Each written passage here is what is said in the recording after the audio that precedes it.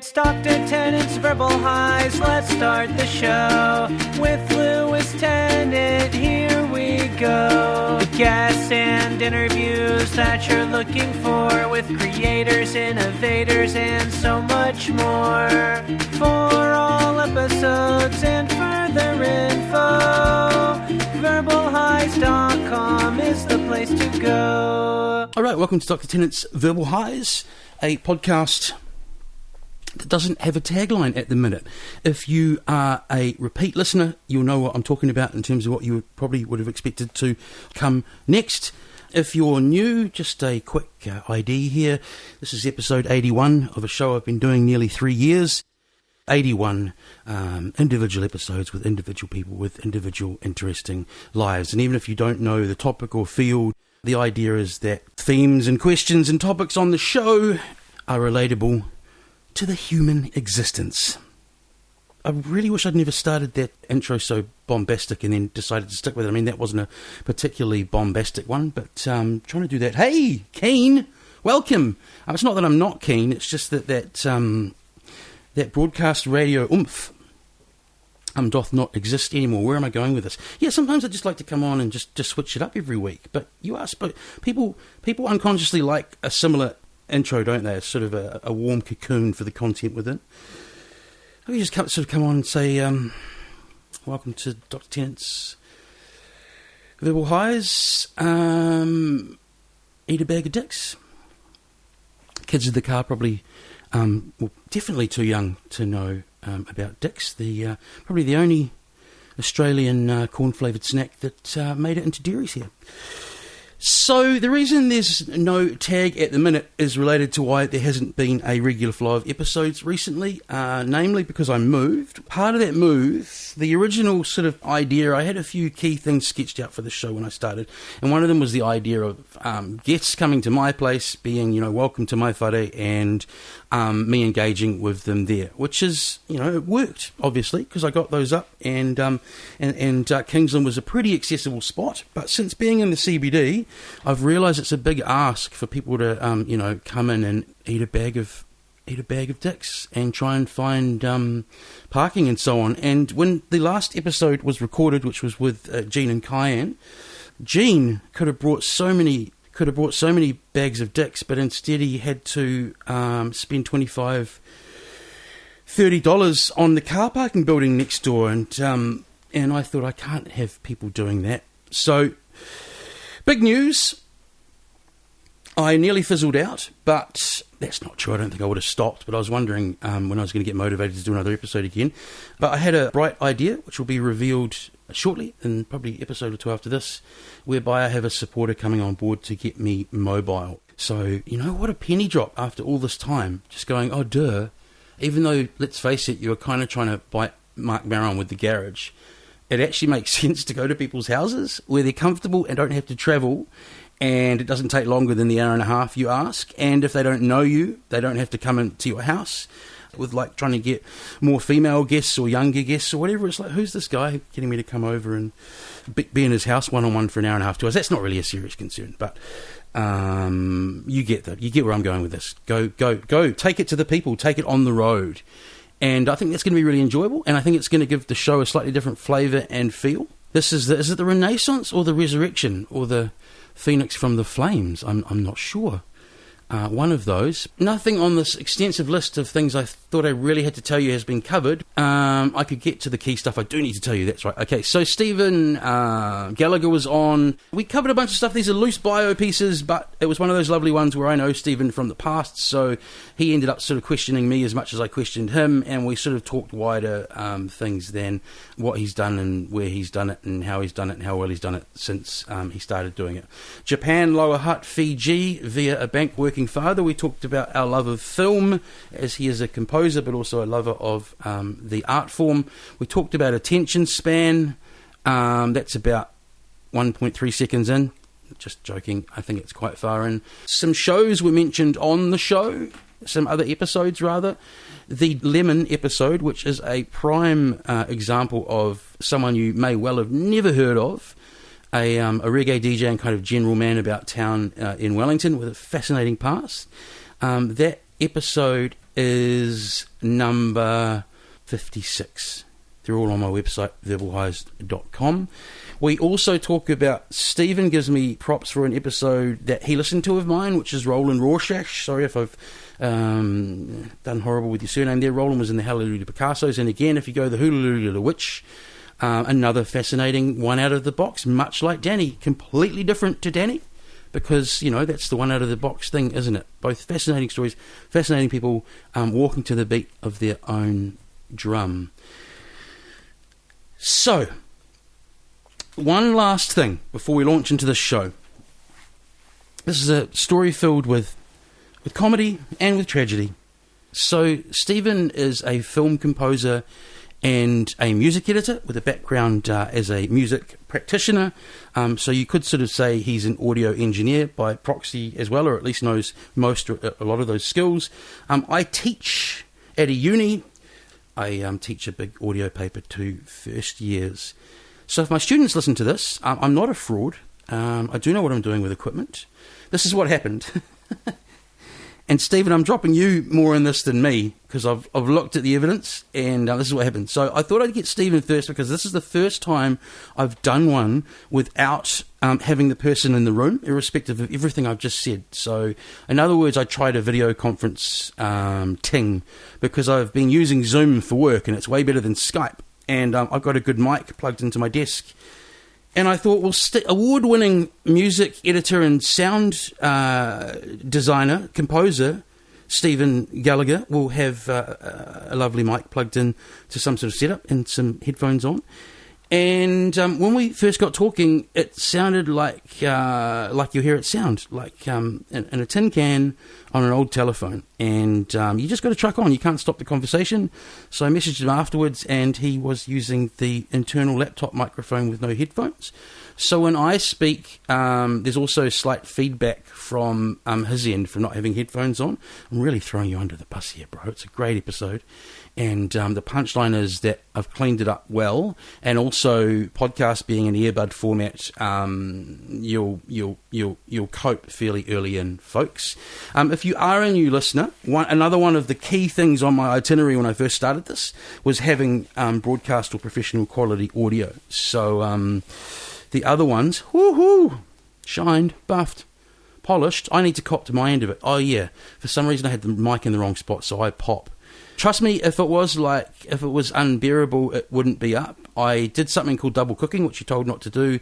I had my compressor settings, and I did them, and then I did a second compress, and it gave it a bit of, hey, FM radio, which you kind of want to avoid unless you're a sort of a boss jock rock station. But it just lifted us up a bit and pushed us forward in the mix. Also, actually, Stephen's end, his kids sounded like they were riding a Clydesdale upstairs. Nay. And also with that feedback, we talk a lot about the 90s. A little bit of feedback from me creates this flanging effect where sometimes both of us, we sound like a poorly produced Fatboy Slim record. I'm really selling this. Okay. Thank you to Hallertau. They gave me beers for the last show. I forgot to shout them out. That was the one that fit with the Galatos boys. Let's get the momentum back up. Subs on iTunes and Google Podcast, streams on Spotify, likes on Twitter and Facebook. Verbal high straight down from up above. I'm sort of like nervous, like a first date, because this is the first one I've done online. Yeah, I've been running. It's so nice to see you. How are you? Oh, this is a nice response. I'm good, man. Yeah, it's been freaking me out lately. Like, I don't know about you, but it's not till you reach a certain point in your life that you go, fuck, that was actually a long time ago. And kind of like when we met was now a long time ago. Yeah. It is, and I feel like equally it's been a long time since we've actually seen each other or sat down to talk. Yeah. I would have seen you. It was really lovely to see you, man, and thank goodness for you know, as much maligned as it can be. Like just technology like this is incredible. Okay, let's stop gushing. Now I sound like an old guy. So I probably met you through Breathe, right? Yes, absolutely. Through John Jameson, probably. That's right. How did he end up managing you guys? That's a really good question. I wish I knew I wish I could remember. So John, he was working with, was it Stun Productions? Was that his? That's right, Murray, who looked like Chuck Norris. That's right, Murray. Yeah. I don't remember when he started managing us. I remember we had I can't remember if it was through, I don't know, maybe we gave him a demo tape and he was Flipside. He was running Flipside Records with Andy. Yeah. And I think maybe we put a demo tape into his record store and we wanted to sell it, and maybe he expressed interest in managing us, or maybe we asked him. You know what? I can't. It's been such a long time. I can't quite remember the. And how far back are we going in your life then? Like, were you still at your folks' place in the hut? Yeah.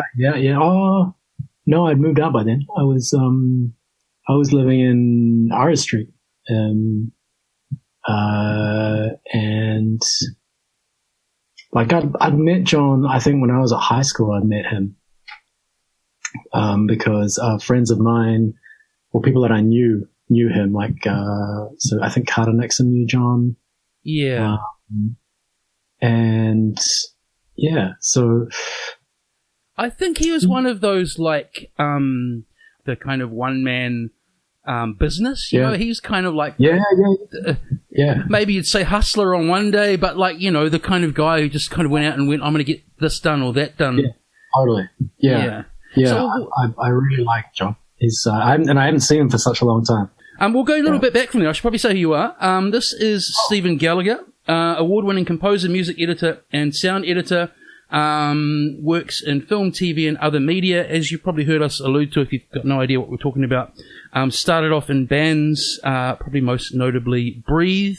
You've met a bunch of quite famous people along the way. You're probably sick of talking about meeting Ed Sheeran and Brian Eno and on.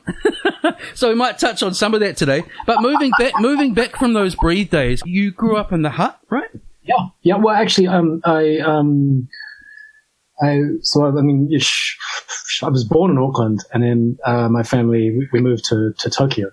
Right. So my first memories are when Tokyo, because I was I think it was 2.5 when I moved there. Yeah. And then from Tokyo we moved to Lower Hutt, and so and then to Fiji, and then back to Lower Hutt, and then and then. I don't want to cast aspersions on Lower Hutt, Stephen, but Tokyo, Tokyo and Lower Hutt would seem like quite kind of yin-yangy vibes. But what were your folks, or probably, you know, in those days, what was your dad doing that you were moving around like that? Oh, he was, so he was working for the Bank of New Zealand in those days. And, I can't remember the exact job that took him to Tokyo. Yeah. But the culture shock wasn't going to Tokyo; it was coming back, because I didn't remember. You know, I was young; I didn't really remember what New Zealand was like. The first things I can remember are in Tokyo. And when we came back, I remember it being a really, really shocking. How old were you when you came back? I was about 6, so I was just about to start school. So you're probably already rocking a few sweet kanji, and then you have to go back to like writing, writing English. Yeah, and then I mean, it's funny though. It was a shock coming back and starting school here, and I just remember everything looking really grey and everything was really quiet. Yeah. But, you know, I kind of, one of the first people I met at school when I started, we're still friends, still really good friends now. And, it's, you know, do you ever have those moments where you meet someone who, you know, was part of your life or has been part of your life for a certain period, and you feel, and you wonder, like, are we basically just hanging out? Are we talking to each other because we went to the same school, and is that it? And there are some people who you just know it doesn't matter if you hadn't seen them for like years or anything like that, you still have the friendship outside of the context of where the friendship developed. I'm describing that.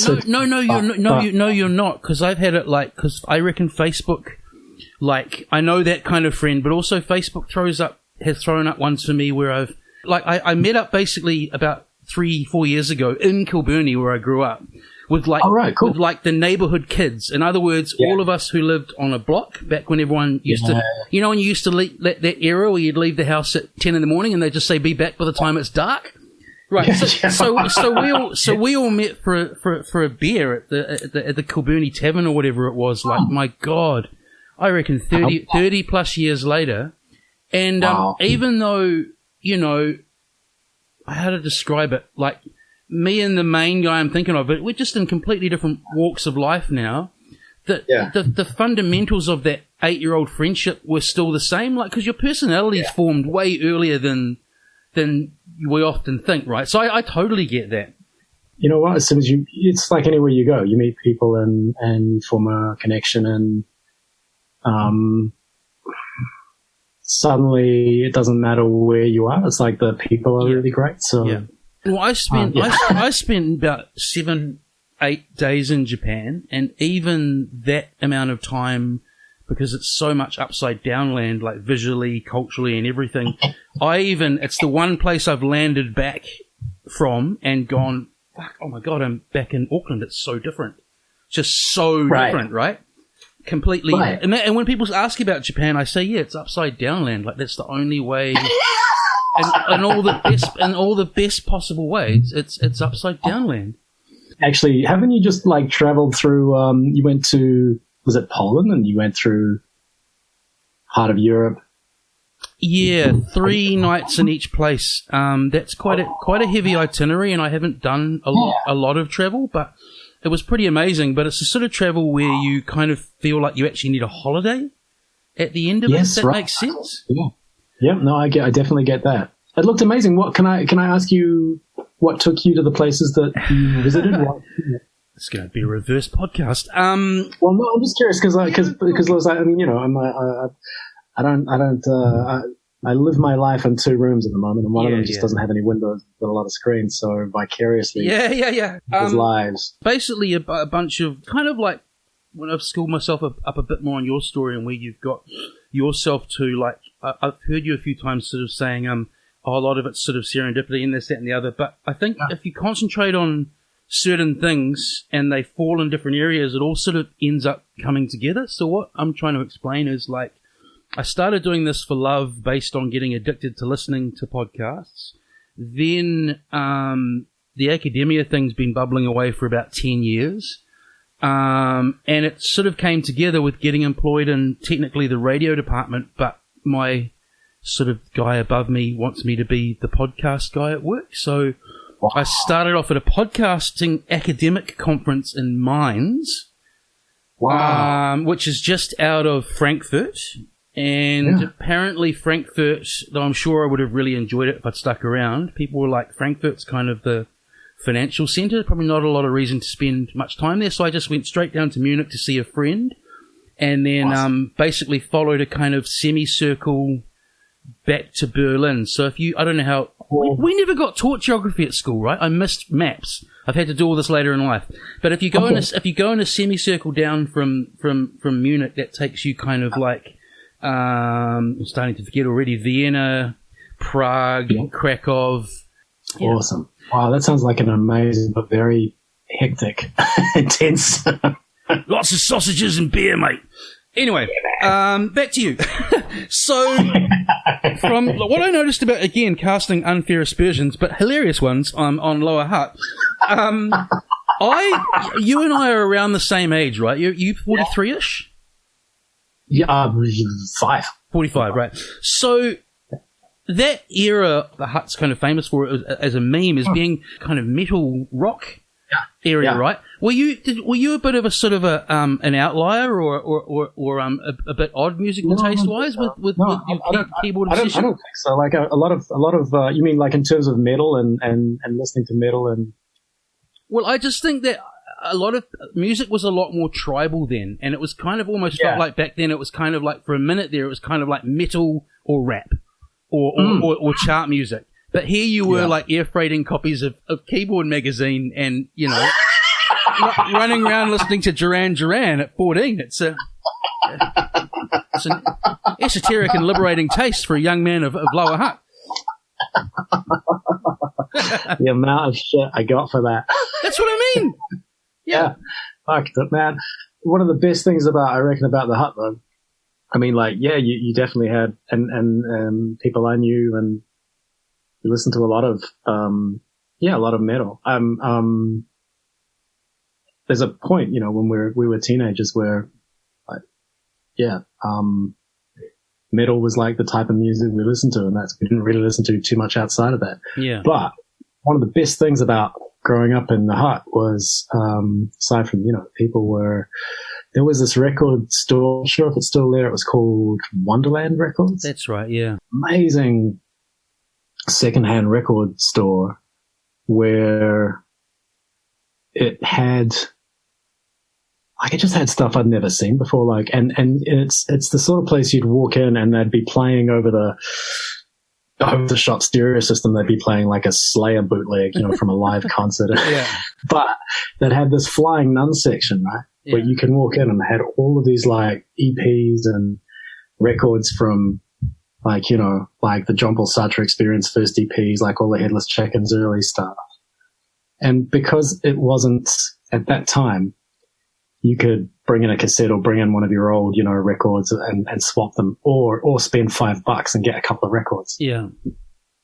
You just took chances because you're like, well, you know, this looks interesting, right? And I've read in some Keyboard magazine or some sort of like column of Rip It Up that like the Go-Betweens are a good band, or that's a good record shop. It's amazing. I remember I lifted out the first thing I remember lifting out was the first John Paul Sartre Experience EP. Yeah, right. And it's got their faces and that kind of weird artwork on. I was like, what is this? And I carried it all the way home. And I put it on the record player, but I didn't realize it was an EP. Yeah. I put it on the wrong speed, and I was like, man, this is fucking amazing. Yeah. I have records that I do play on the wrong speed, like old electronic records, where I'm like, wow, that is unintentionally amazing. Me and Dayton, who's since become, I know, a good mentor and friend of yours, he had this place called I don't know when you first met him, but he had this place we used to call The Office back in the mid-90s. It was such a seminal time. We were so young and so responsive to stuff. And, you know, Dayton being kind of like a Renaissance man, he hired this, he had this rental on this $30 a week office space next to a karate dojo on Ghuznee Street. And this is back when I was smoking pot, before I'd figured out, and it was just Dayton kind of dressed in sort of 1970s Kramer attire and a couch and lots of ganja, and that's where we'd do stuff like play records on the wrong speed all night. That's brilliant. That's brilliant. Yeah, so the record shop guy is an important thing, man, because you made me realize as you were saying that, like, I grew up near the soul mine, and maybe that's soul mine, right? One of the reasons I got such a taste for kind of quote unquote black music so young, because that's what Tony was pushing, right? Yeah. And so, how did you find a band so young? I've done my research, mate. Apparently, you were playing in pubs or like 13, 14? Yeah, maybe a little older, but. Yeah. Okay, so, how did that happen? 15, 16? Yeah. Think about that today. How many people would let their kids play in a bar at 15, 16? In the Hut at that point. I saw some interesting stuff. No, I mean now. Well, I mean, a couple of things happened. Was one, so I really wanted to be in a band, and and I really wanted to play keyboards, and but you know, at that time, in early teens, everyone was just really, all the people I was hanging out with just wanted to play rock or play metal, and you know, not too many keyboards. So I started learning bass because it was a more transferable kind of skill, and then started playing with a couple of friends, and just you know, like first band was really, really exciting, playing with people and having that sense of actually sharing a musical experience and interacting with other people Yeah. And performing with other people is really like, it's exciting. It's a real buzz. And I guess it gives you, like you said before, like you mentioned the word tribe, it gives you a tribe, right? It gives you a focus and it gives you an identity and all of these things that are kind of really important. Especially when you're, a young person, a young person. I remember the days, yes, fondly. Yeah, no. And were you earning a bit of sweet pocket money for, being that age and playing a little bit. Yeah. I mean, we started what was the weirdest gig? The weirdest gig, when we first started out, like 13, 14, we were getting gigs wherever we could, and we were playing, like, in the Lower Hutt Botanical Gardens on Sundays. We were playing, like, first parties and things like that. 14 and playing at, like, Lower Hutt 21st keg parties. Eye-opening. Yeah, totally. It was great. Then you look at a 14-year-old now and you go, that person could be playing in a band in venues? Yeah. Oh, totally. No, you are right. I hadn't thought about it for a long time. No, but I think also, and I think is it for better or for worse? I think a lot of people ride out their childhoods longer now, not meaning that you, like, upped and left home at 14 or whatever, but those sort of things were kind of more normal then, right? The footage in the Shehard film of them first playing, man. I really, because they always were like the older guys to me, I really got a sense of, like, wow, they were young. You know? They were young. Yeah, they were super. Yeah, absolutely. That wasn't that one of the great parts of that film? What's that? Like, all the footage, just seeing them as kids, really. I agree, Stephen, and I reckon that again, pros and cons, even though there's more footage taken of everything than ever now, there's something really special about that footage they unearthed for that and the Head Like a Hole doco. That's like, there's just wee snippets of our memories that survive, and to me that's kind of almost better than, there's 2,000 hours of footage of that night, we can easily, Yeah, I agree, absolutely. And those are my favourite parts of that documentary, I thought. Oh, totally. Covers back then, I'd imagine? Yeah, covers. Yeah. We were writing our own things as well, but largely covers because, when you're playing a 21st party, and we were just learning how to write songs, how to make songs, and how to... What was that? Oh, that upstairs? That's one of my two children. Oh, that's cool. Yeah, this is kind of an interesting room. We need to insulate the roof or insulate the floor and ceiling divide a little better, because this room turns into like a giant resonating chamber when certain frequencies hit it above the So well, you above that, below the sub 60 hertz there. Yes. But so is the studio based there? No. Well, I mean, studios these days are just, they can be anywhere. I mean, all you really need is a laptop and you can go anywhere. But no, not at the moment. Maybe one day, but no. No, I mean, I have the luxury at the moment of just trying to keep home and work kind of separate. Yeah, I mean, that's it, right? I'm going to start turning off my phone notifications after a certain time of the day, I've decided. There's a neurosis. No, we've got this modern neurosis that I reckon that is like that you just answer the beat, and that's not great for you forever actually properly relaxing. Yeah, and also, but not only relaxing, just thinking. Do you know what I mean? Like just having time to think and turn things over and let your mind do some work in the background. Constantly having to, answer to notifications.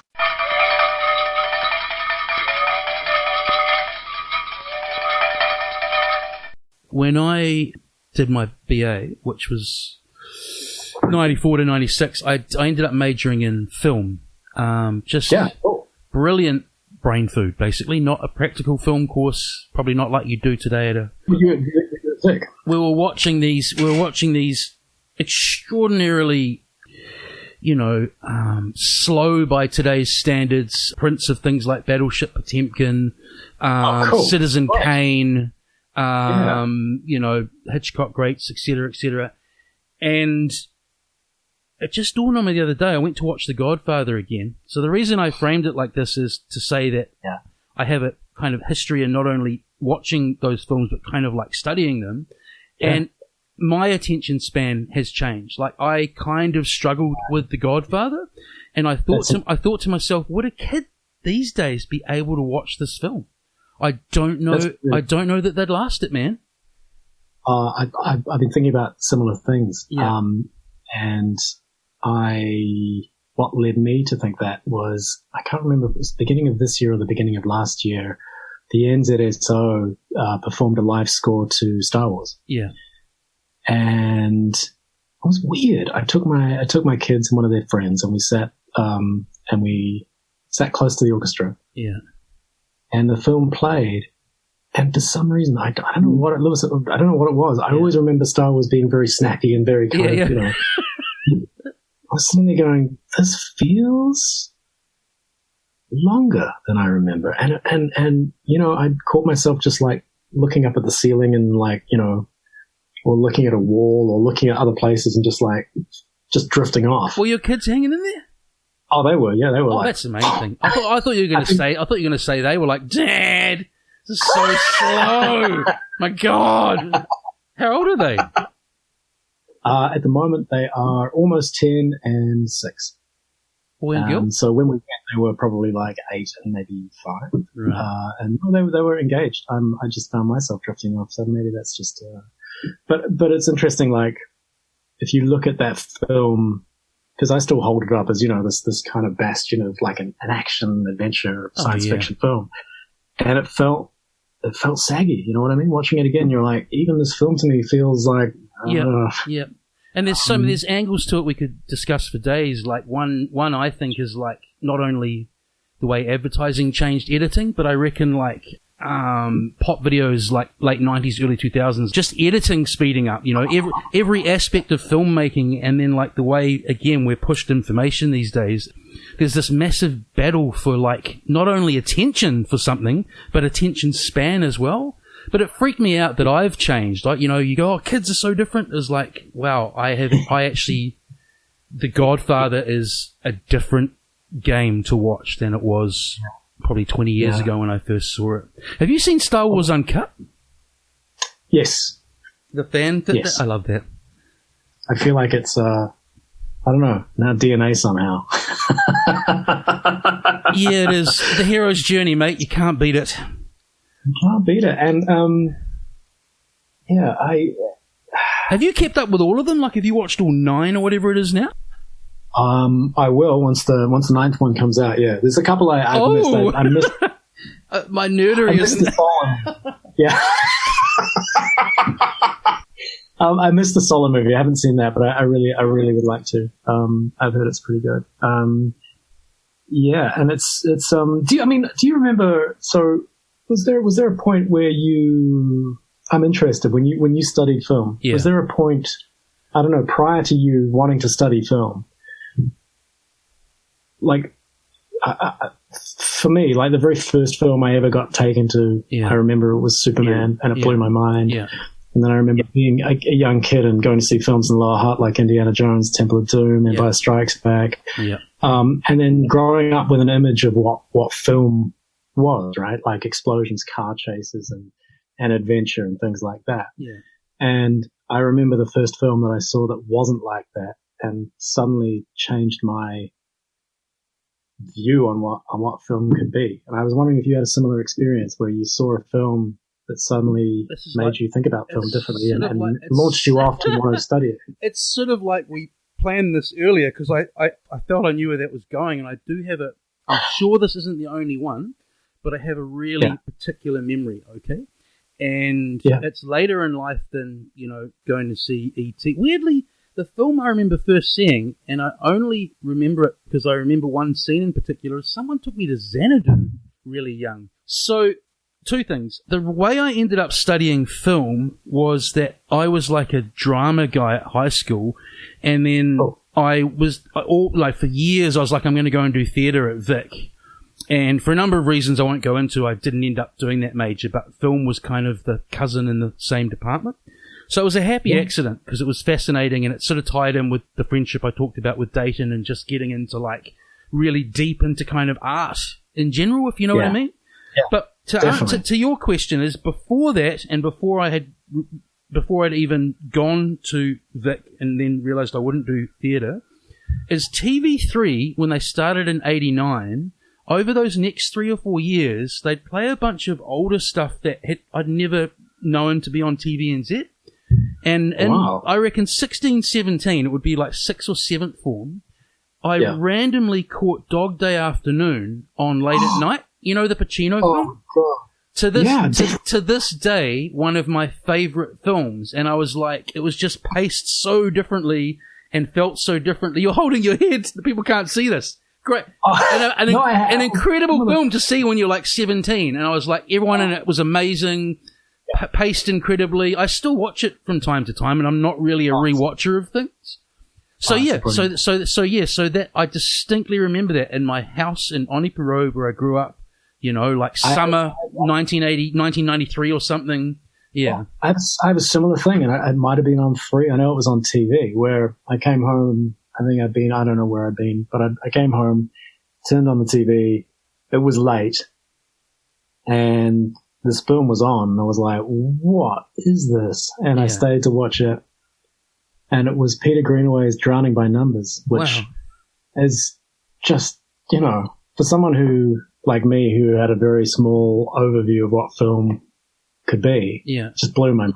You know? And again, like you, it's still one of my favorite films, just because it looks amazing, the score's amazing, the storytelling. So someone, I reckon it's around the same era. I reckon someone at TV3 backed a truck up of like amazing old cinema.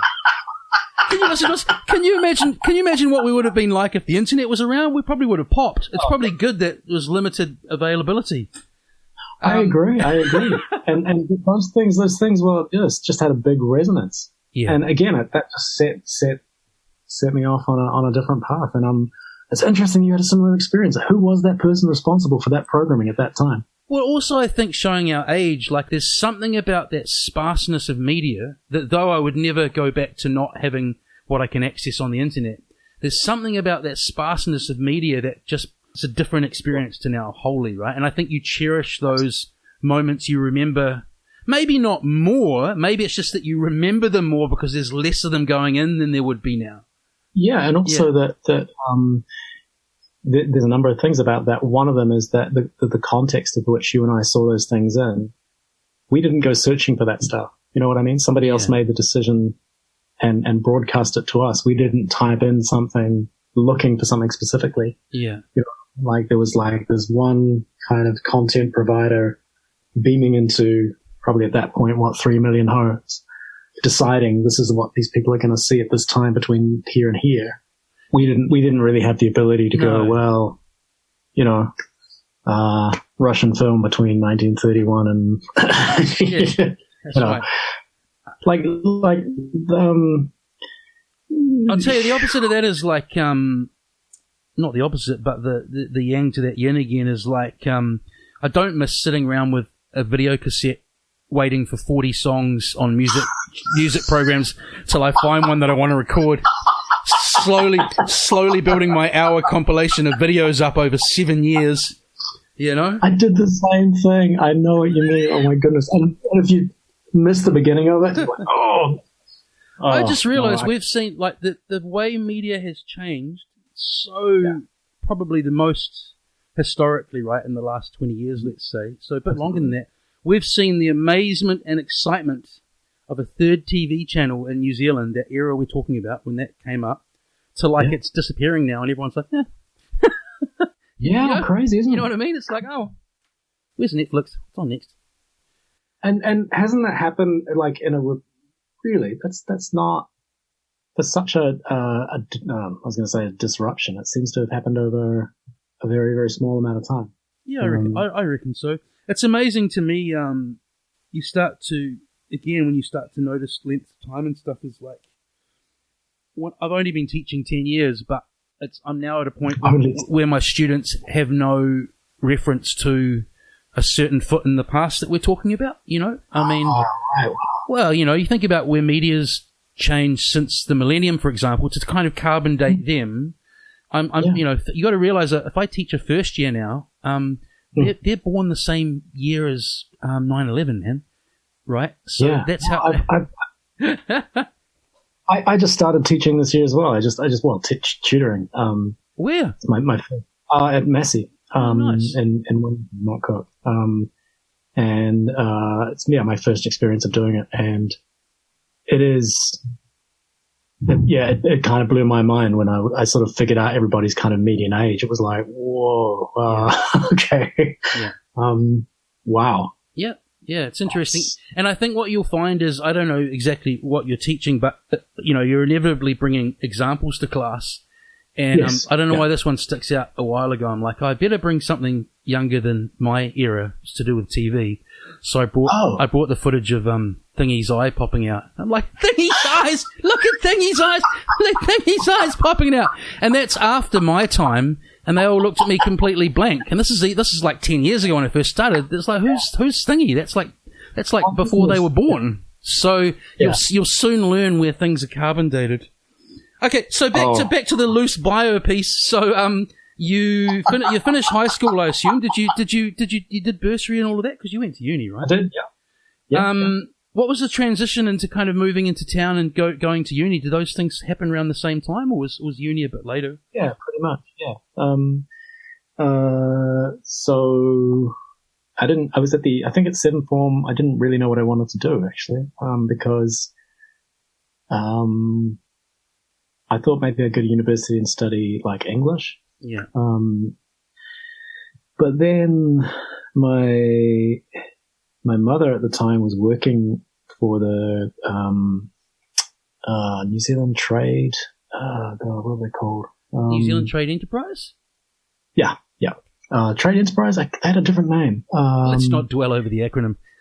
Let's not dwell over that. But anyway, she had a friend who was Ross Harris, who was a composer and professor at Victoria University, and she sort of said, "Well, you like synthesizers, and this gentleman Ross Harris, he likes synthesizers.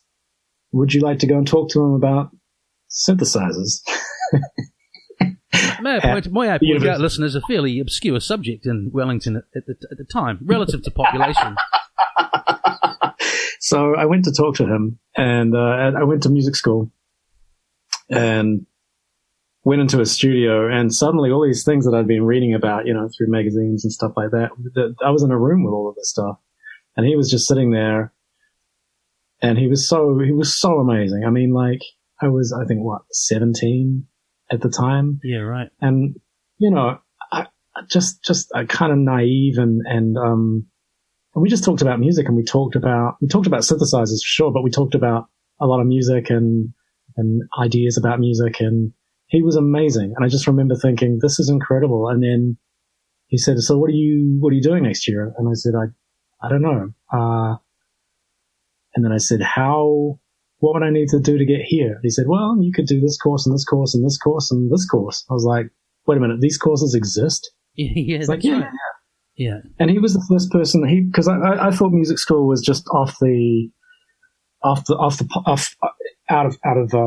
of my reach, because I thought it was, you had to be, versed in classical music and I think there's more of that attitude around then. I think that I get that. Yeah. It's like, you're not grade 48 piano and you haven't written. Yeah, you can't sight read, John Adams' Fast Ride.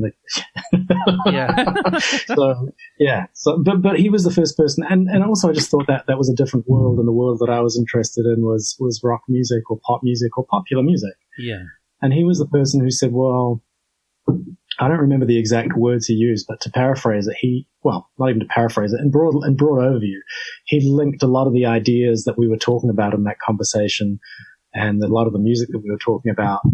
And he made a common set of these ideas and said, these ideas that you're interested in, we are interested in too. And if you come here, you'll be able to,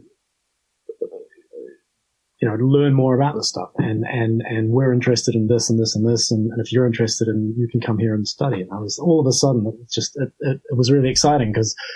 So you think it's fair to say that, like, although the role of tutors and lecturers is to encourage students, it sounds like a bit more than that. Like, you were kind of kindred spirits, and he maybe became a bit of a mentor figure, or? I mean, he's someone I look up to with a great deal of respect. I think one of the things that lecturers and teachers can do that really is beneficial, and it's really hard to quantify and really hard to codify, I guess. But for me, what he did in that like what felt like hours, but was probably like 45 minutes. He put things together. Like he joined a bunch of concepts up and made a linked some ideas. Yeah. And then took this idea from, this piece of music and this idea from this piece of music and said, here are the commonalities and here's why they join. And these ideas are not so opposite. And if you think about them in this context, these ideas that you have and these ideas that I have are actually not so different. Yeah. That's a very clumsy way of saying it, but he basically drew a line, connected the dots. I think you're saying that he answered a lot of different open-ended questions you had at the time about the things you were into and where you were going, and but he also made me look at them in a different way as well. So not only answering them, but just saying, well, you have these questions, and here's one way that you can find out the answers. You know what I mean? I'm worried one of your kids is going to fall through the ceiling. Well, yeah, that could. If that happens, I'll be back in 5 minutes. I'm sure. I might put that'll be okay. I might put the video version up if that happens. Actually, it's very muppety. I mean, look, around that time, because he is. I haven't seen the man for years, but I counted Dayton. Actually, funny how topics come full circle. You talked about those people you don't see for a decade, and then it's kind of like a warm bath. Well, I'd like to think that's how it is if I saw Dayton again tomorrow or whatever. But he was doing a. Did you meet him through uni? Because I know he was doing a similar course, wasn't he, for years? No. That's the thing. I never did. I never met him through university. You might have been slightly different eras, but similar. He did music. Yeah. He did. He did. Yeah, he did. And he's such an amazing guy. I remember the first time I met him.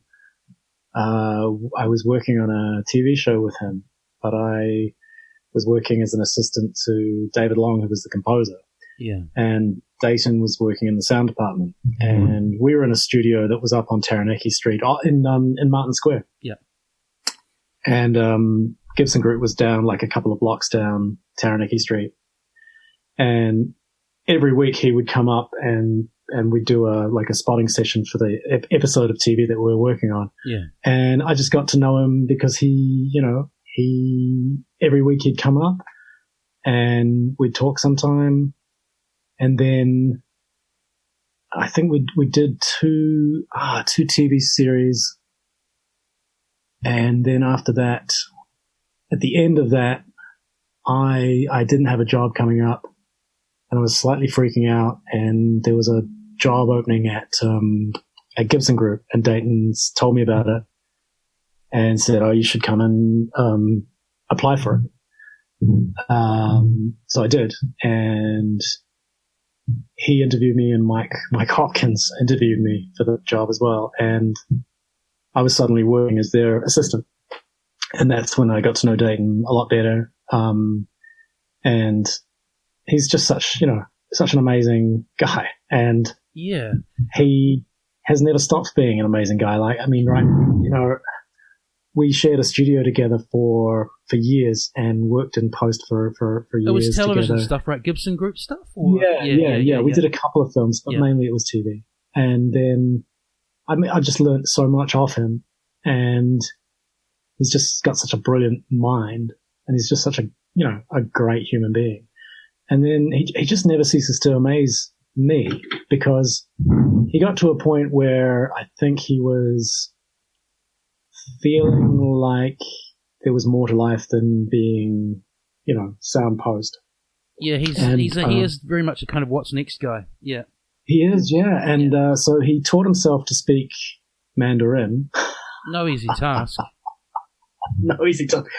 And then went and did a master's degree?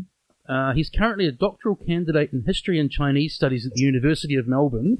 His dissertation explores the 100 Flowers and anti-rightist campaigns through the lens lens of literary exchange. His work focuses on the impact of literary circulation and practice on the intellectual and political fields of the Mao and post-Mao era. I read that he got held up by Chinese authorities because they're not into people, probably particularly non-Chinese, poking around in their history. So it all sounds like... Well, that particular part of history, I think... well, it's all to do with the Cultural Revolution and stuff, right? Yeah, exactly. Yeah, so he was studying in Taiwan for a long time as well, because if you're going to study the Cultural Revolution, potentially doing it, Well, if you're listening, Dayton, it's probably quite weird, but it's nice to hear two people saying nice things about you, because it expresses... he's just a magnificent person, you know, and that story about him, his trip to the mainland you should definitely talk to him about that. It's deeply fascinating and very compelling. And he's based in Melbourne now, right? You know what? Last time I saw him, it was earlier this year, because he got married this year. Yeah, that's right. And he was back. He came back.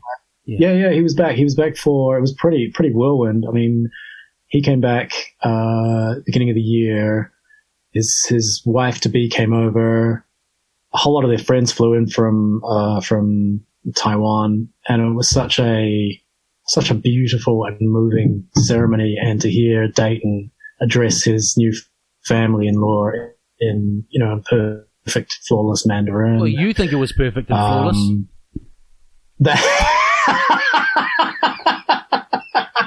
This guy's talking about why is he talking about tractors? Yeah. Do you have, this is a completely non sequitur change of topic, but I just want to keep on the bio line a little bit. I do hope you remember this, because if you don't, it's lost as a memory that it really sticks out to me. Do you remember one particular road trip we took as band and DJ with Breathe when we came up to Auckland? Yeah. Do you remember that? Hell yeah. Absolutely. I think I just was like a little kid who was like, oh my God, I'm doing it. And we played at Kurt's Lounge. We played at Kurt's Lounge on Simon Street. Yeah. I even remember that we had like dinner at this place in a mall on Ponsonby, like in a side alley on Ponsonby Road that's still there. I have memories of the van ride up and down. I remember I have a specific, this is such a weird specific memory. We needed some music for the hire van and we didn't have anything. So you won't remember this, it's too obscure. So we went to a gas station somewhere like partway up the line, and all there was a Best of the Eagles tape. And so I remember that. You do remember that? And so we listened to... Sounds like we're laughing at the Eagles. It was just a funny cassette choice for such a seminal kind of music moment for all of us, you know? I remember this. And I kind of remember the night. I remember playing before you guys. I remember that was the first time that my DJ name had been on a poster. And a good time was had by all. And now I live up here. I actually wonder where on Simon Street that place was. I think I know where it was. I think it's where that motorway T section is now. I think that's right. I don't think it's been... Wow, amazing, right? Because it was kind of high up on Simon Street, right? It was Breathe on tour with DJ Lieutenant. Yeah. I remember that. I remember one guy in the audience telling us to fuck off, and we were really upset about it until we found out like he was in a band. I don't remember a lot of people in the audience, to be honest. No. I think it was probably like 5. I remember it. This could be completely wrong. I remember it being quite a cool looking venue. Like it looked like it had a bit of history. Not really quite a high stage from memory, like quite a high. Right, wooden... so that must, that's it. And with the Breathe thing, I was thinking about this today. Like, you guys came on up in a really heady era of Wellington music, kind of New Zealand music in general. A lot of people know the history. It was kind of like music. New Zealand music in general was on the radar. All the stuff we know. You got 2 albums in, and you had Warner's. Was it Warner's support? Sony. Anyway, so in the era of like, this can be a viable thing. Did it feel like for a while that the band was going to be kind of the long-term thing, like a For a while, yeah, it definitely did. Yeah. And it definitely did. And I know, like, when you really invest in something in life, sometimes, especially when you're young, sometimes it can be quite a shock or a loss when things don't pan out. Yeah. Was it like that, or was it just kind of like, oh, well, it didn't work, let's go do something else? Yeah, absolutely. Definitely did. Right. Absolutely. Yeah. Yeah, that's such a great question, because you're absolutely right. When you do put time and effort into something and invest in something in it, and it sort of doesn't work out the way you'd planned. There's a point. Well, it's kind of hard to say, isn't it? Because if you're operating in an area where there are no guarantees, really, it's the logical side of you feels like, well, I shouldn't be surprised because, you know, these things happen. Yeah. Bands break up all the time. That's just the nature of bands, and they're kind of odd entities.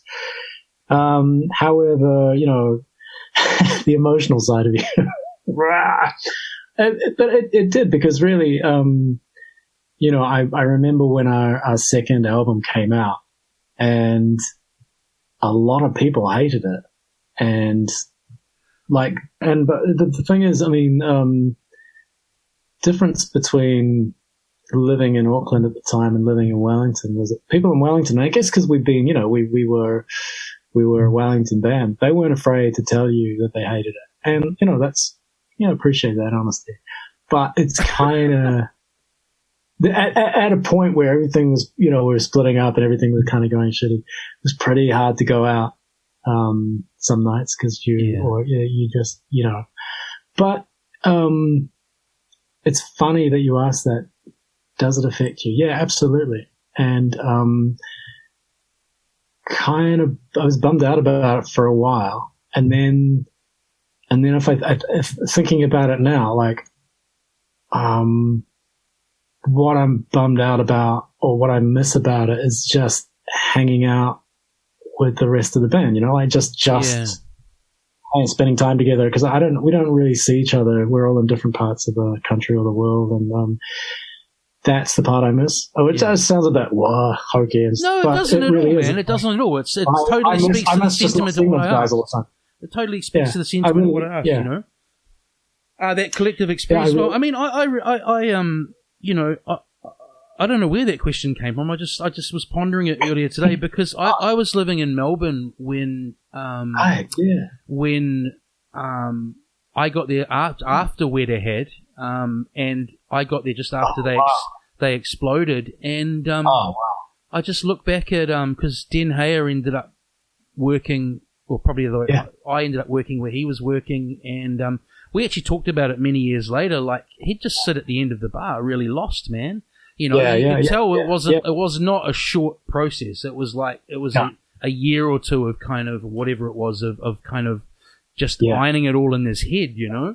Yeah, absolutely. It really, I can relate to that. Absolutely. And it kind of, like, looking back, kind of seems, it sort of seems silly, you know, like, but no, it definitely did. I don't know, it doesn't at all. I wouldn't have asked. But I also think, there's something in, like, that when you're in your 20s compared to something like that in your 40s, we're a bit more equipped to deal, right?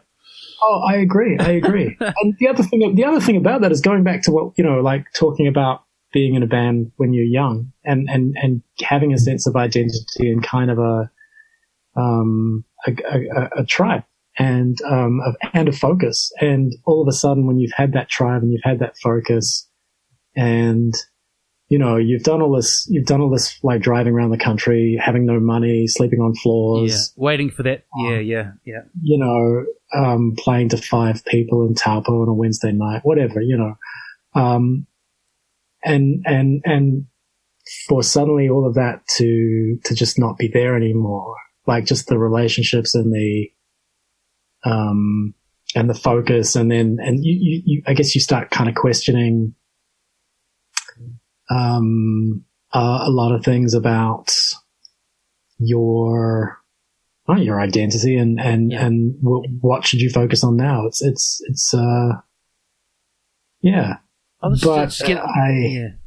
But I mean, interesting. You talk about that time in Wellington. I mean, it's such a great time to be around. So many fantastic bands, and just cross pollinations of bands like. Well, it's come up a lot in this Wellington centric podcasts of old white dudes in their 40s reminiscing about the past.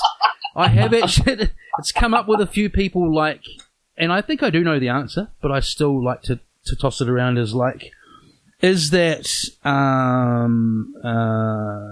sort of like, you know, reminiscence on our part, or was there, was there, like they talk about in other cities and times, a moment there? And I think most people agree that history would dictate there was a moment there with a whole lot of things that came out of, not to dismiss what came before that leads to that, but something really bubbled up in that late 90s period, right? Yeah, absolutely. But I mean, there's some amazing stuff happening now. It's there always is. Not out every night, so I don't get to see it. But the other thing in Wellington at that point in the 90s, you had like, these two beacons of like Shihad and Head Like a Hole kind of as these two kind of entities standing on the highest hill with the brightest torch, saying, and sort of the archetypes of what was possible in that in the band realm, yeah. And they were just, they were people you'd see around, and you could talk to them, and they were like, they were generous and friendly, and I don't know, those guys' success generated, I just remember generating a lot of excitement around, people were talking about this band, and their live performances were unbelievable. And I have since, and I always knew this, even when, like, for example, Tom was working at Kiwi Music. You're right. Like, they're always very guileless guys when it came to people around Wellington. Like, John might have that hilarious ego of, like, when he's just pretty much piss and vinegar and youthful exuberance in the film. I love that scene when he's tuning up the guitar with the, I don't know if you remember that particular scene, but since then, those two are like outside of the band thing. If either John or Tom open their mouth about anything publicly, I will listen. They're both really, the whole band are, but those two in particular, because they're the more public, are like, Tom's such a, I sought out podcasts from him and stuff. And he did a really interesting one recently on his thoughts on the state of the music industry. And sort of, I'll send you a link later on. See, this is why I limit my podcast audience. There's 40 people who go, that era of Wellington was great. And 4 of them may listen. No, just kidding. Really, we should... Hi to the 4 of you. Thanks for listening. Yeah, that's right. So in the last... I was thinking the other day, because, when you kindly invited me to do this. Yeah. Thank you very much for this, by the way. I was remembering there's a period of my life where I'd wake up every morning and I'd hear you on the radio. Well, it was always a nice thing when it was an odd thing for a woman you'd never met before to say to you in a bar. I've had that said to me back then. I wake up every morning and hear your voice. Wow. But it's nice from you, Stephen. I love that because from memory, you were. I think your style of presenting and your style of DJing at the time was kind of markedly different to a lot of other, especially morning hosts. Like you were far more energetic, and like I remember this time when I remember this once when you said, I can't, maybe, and correct me if this is wrong, like there was this point where you were running a competition or something like that, and you said, whoever can get me breakfast, whoever can buy me a breakfast and bring it here first. What I was earning, it was necessary. I think when they finally started to pay me, I was on 150 gross a week. It was like, right. That's not what it was about. That was not what it was about. No. But I love the fact that you ordered something and someone bought it to you. Look, those 2, it wasn't even 2 years, and obviously I did active for longer than that. But that era has so much has endured from that. Even just having like where I work now, because we're sort of industry focused. I have all these quite deep connections in the arts scene, and a lot of them are from that 2 years on Brekkie. Just meeting a lot of kind of movers and shakers, it really, I mean, I'm preaching to the choir. You know how a role like that, you get to know a lot of really interesting, talented people very quickly when they're coming and sort of doing interviews. And It was a great time. I mean, I wasn't looking after myself. I was like 21, 22. I was going out like 4 nights a week. Yeah, like, of course. I feel a little bit physically ill thinking about it now, but no, it was amazing. And the fact that people, I was out. I mean, it's pretty thin on it now, and I almost forget I've done that now. But I was out only in the last 6 months or year at a gig before the King's Arms closed, and a woman I've never met before said, "Oh, you used to do breakfast, eh? I used to really enjoy your show." And I thought, I mean, I'll take that. That's amazing because it's 20. It's a long time ago. 25 years. I loved your show. And you know that 20 years ago. Come on, hang on. It's not 25. It's 20. Your show was part of this thing that we're talking about. That time in the 90s where. No, I mean it was. I'm right. I'm right with you. I wouldn't go and say it. I wouldn't try and explain it to anyone who doesn't know about me having done that show in the past. But I really appreciate that because it was a particular era of a whole lot of us meeting. Message received today at 8:39 a.m. There's 2 Witty, informed, and probably very charming guys in the studio that have been tooting a car horn since about 7 to at least 8:35 right now, and they've had 3 phone calls on the air telling them that they're absolutely fantastic. From listeners, they just won't stop beeping this car horn. Can you keep them on every morning 7 to 10? please? Yeah, and also things like do you remember going to the Roots Foundation parties? I do. Yeah. See, those were kind of a big deal for me as well because it was how many. Sorry to cut you off, but I've talked about this before. And how many cities? You think about it's the geography thing, I think, as well. But if you're in a much bigger city, you often live in genre pockets, right? Exactly. So how many cities would you live where your breathes are ending up at heavy Roots gigs, and there's a guy from a whatever band there, and it was a great melting pot, I believe. Oh, but the tunes you'd hear at those parties, right? And I remember the very first one I went to was up in, I think, the old Takirua Candle Factory. You'd learn a lot because a lot of the tunes you'd heard play out there, you just never hear anywhere else. Danny Lemon, the only man I've ever met who'd hand type his sets with records pre-internet that you wouldn't even know how to get, and he'd run up to you and go, Lewis, this is what I'm playing tonight. This list of 20 things I've never, okay. Yeah. I wish I'd held and on. And he'd always be, I remember the times that I asked him about the records, he was always really, he was never dismissive. He never treated with some people, if you ask them about that, in those, I don't know.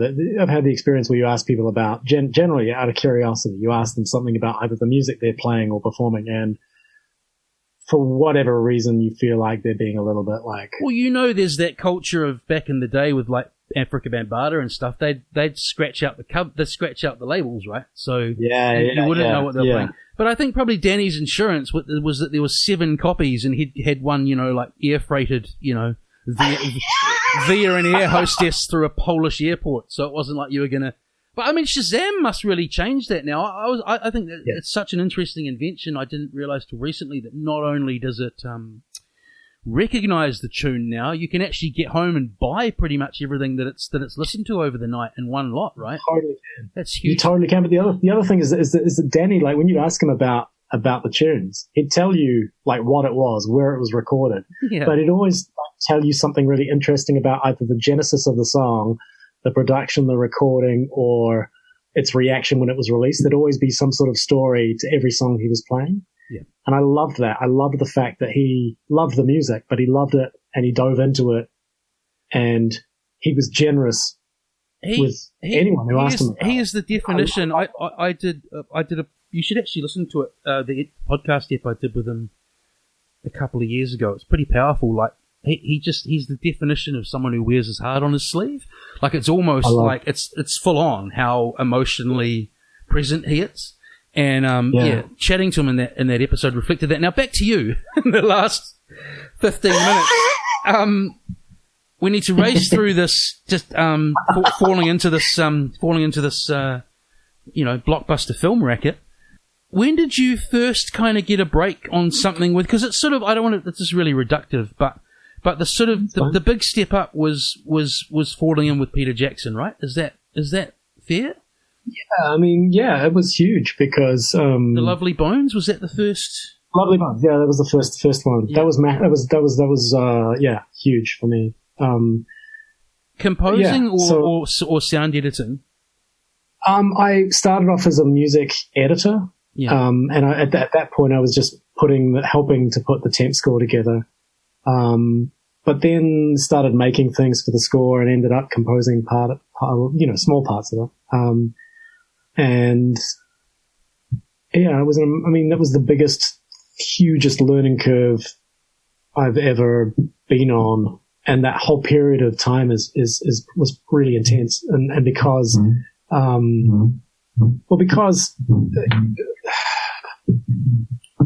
because I was sort of doing something that, I'd wanted to do for a long time.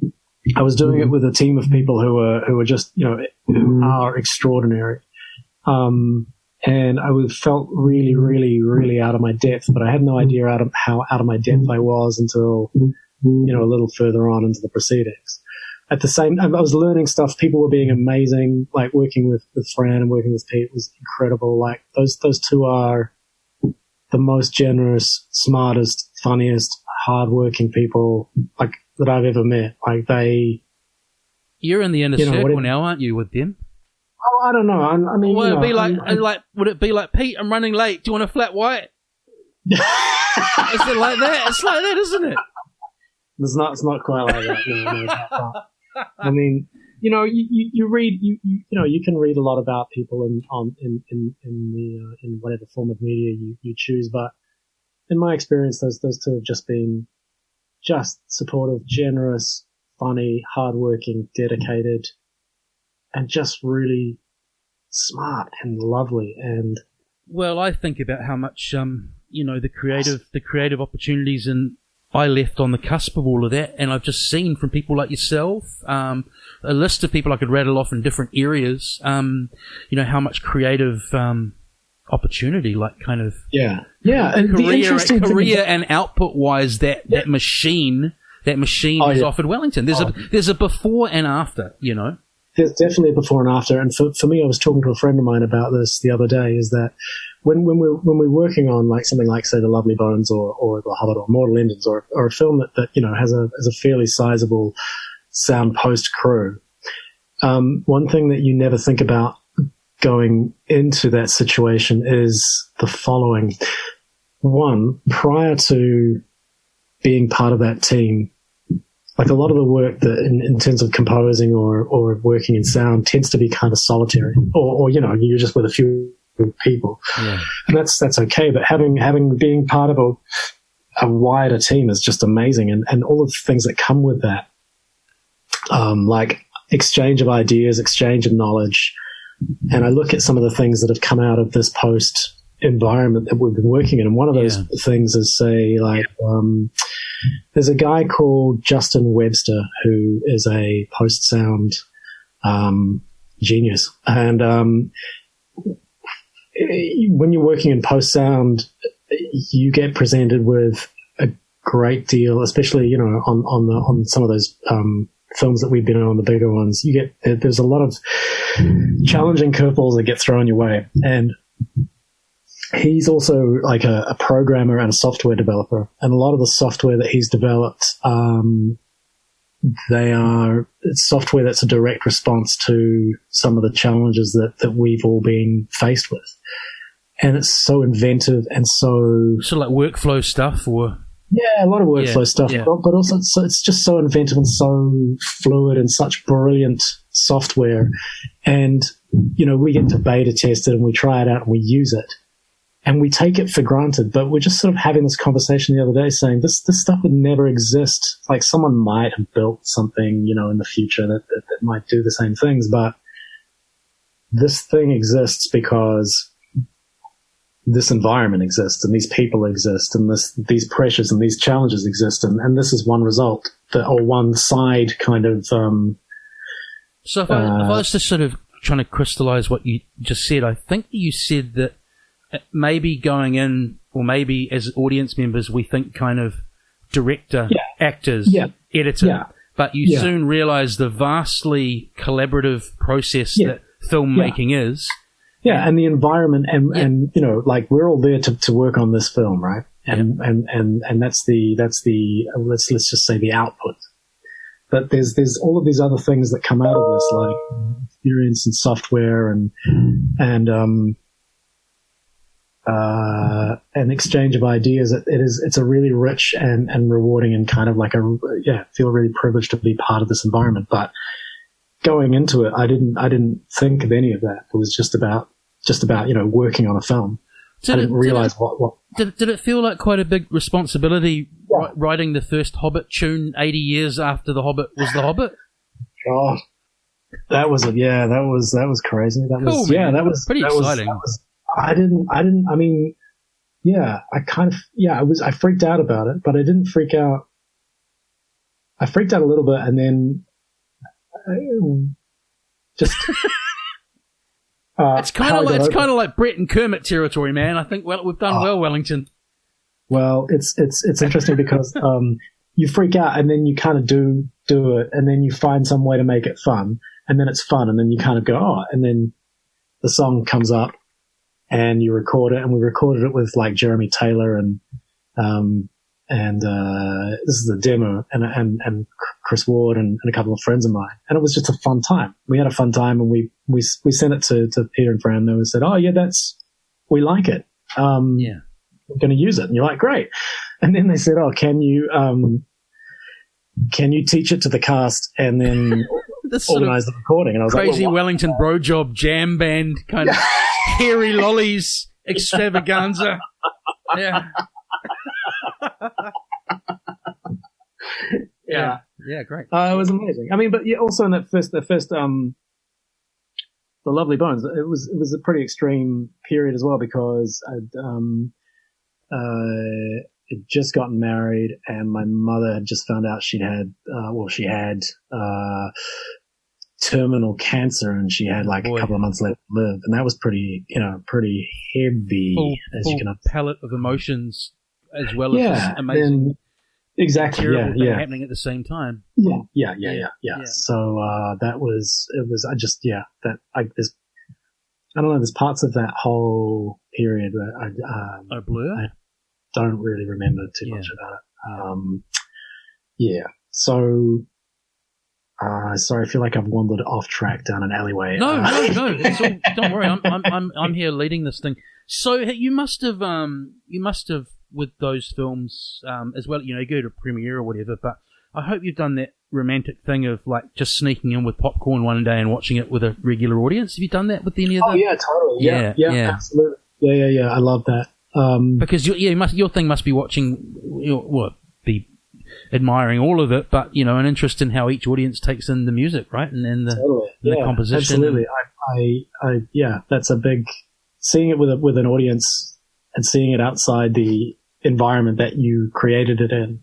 It's a real kick. It's a real buzz. I can't imagine. And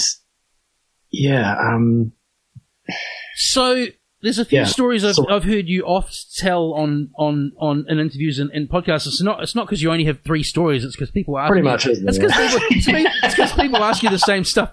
So esteemed audience, Stephen met Ed Sheeran, had no idea who he was. No, that's true. Then Ed recorded a song casually in his studio. Yeah, it turned out to be one of his many hits. So I thought I'd just sort of like boil that all down. Yeah, sure. What did you take away from the man like Ed Sheeran? What were you? Yeah. Well, that he has an incredible focus. And watching him work on that song, you realise how he has 7 out of 10 tunes in the charts. It's not just that. It became pretty clear why he could do that, and one of the reasons is that he writes. I don't know. It feels like he writes a lot of stuff. And how he created this tune was he flew in from London. Yeah. To see, and then he watched the film, and we had dinner, and then he flew in from London. We had dinner, introduced ourselves, organized to meet up the next day after he'd seen the film and record some demo ideas, he came out of the film screening and said, I've got a couple of ideas. Let's just try them. And he just had this kind of the opening riff of that song is all he had. And then he sat down with his guitar and he was just sort of trying some things. And he said, oh, well, can you record these ideas? And he recorded parts of them and then played around with putting different parts around in different orders, decided on an order, played a couple of takes of guitar laid up on top of each other to make it sort of sound a bit sort of denser. Then he created a percussion track by just hitting his guitar and sort of doing different noises on it. And then that was kind of the scratch backing track. He didn't have any words. And what was the most fascinating part to me was actually watching him come up with the melody and lyrics on the spot. Yeah. And he didn't do it in a linear way. He said, I've got an idea for this part, so I'm going to record this part, and I'm going to go right down to the end and record this part. And then it was like he did a pencil drawing, and then he was shading in things, and then he'd color in things. And a lot of the melody just consisted of phonetic sounds. So rather than lyrics, there was just like an R or an E or an OO. So he's a go for a vibe before the sort of lyric sentiment kind of guy. Yeah. He definitely had a vibe. And within 4 hours, the song was sort of done. And then it was just really about, detailing it. And at this point, we just thought, oh, okay, it's a demo, and we'll re-record it the next day in a proper studio.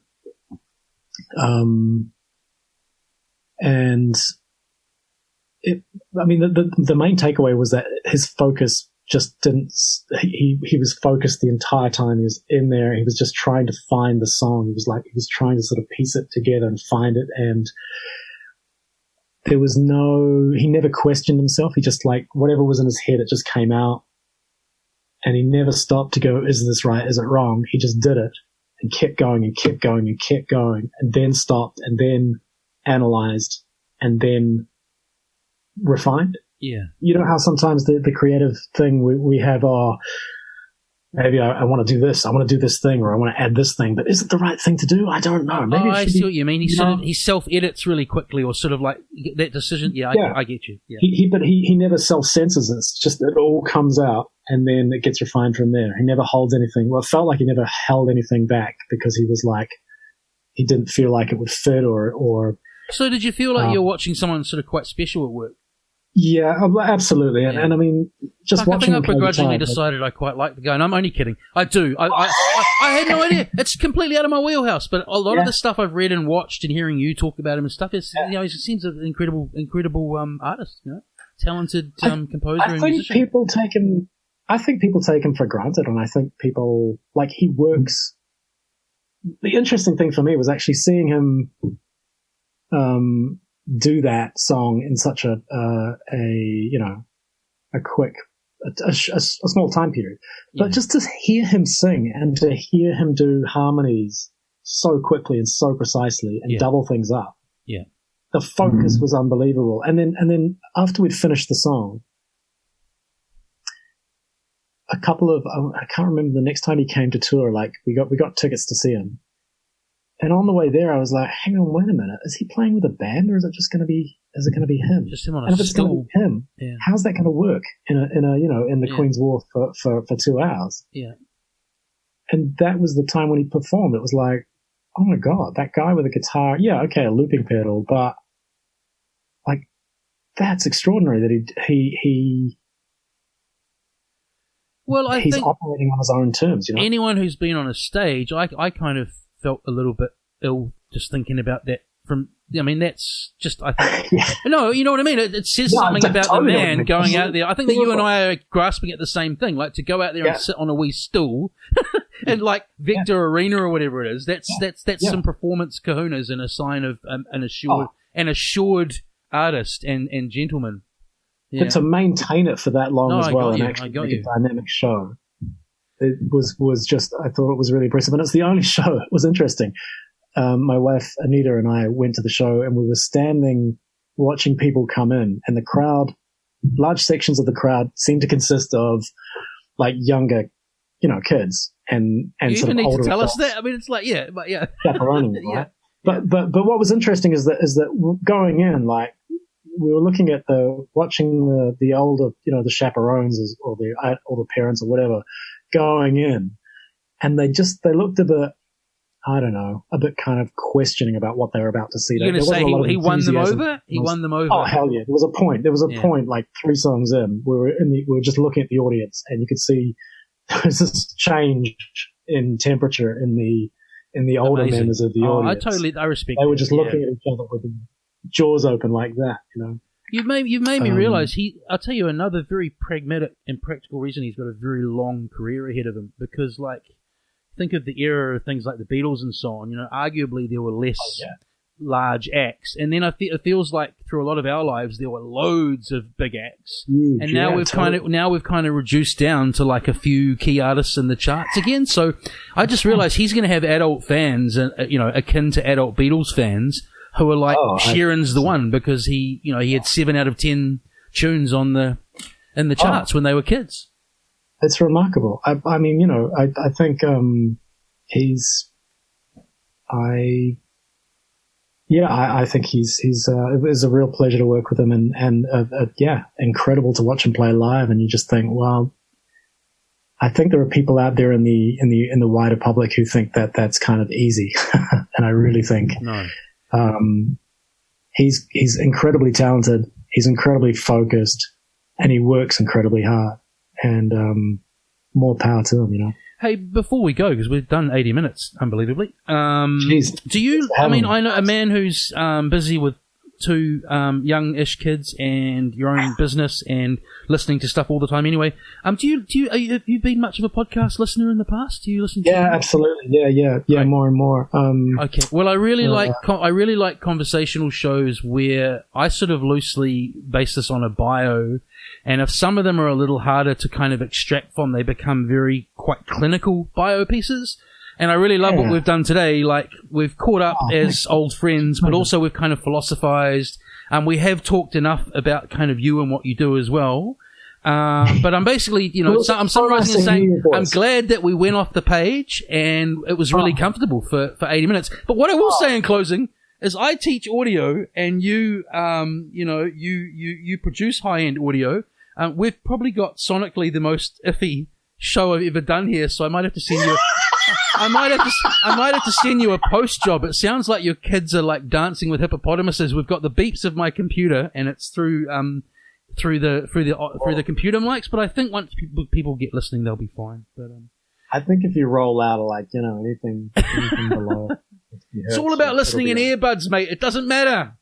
Okay. No low end. I have to say as well, man, that show you did with Roland from the Hallelujah Picassos is one of the coolest things I've heard in a long time. Oh, that's great. Such a massive Picassos fan, and that was such a great interview. Thank you so much.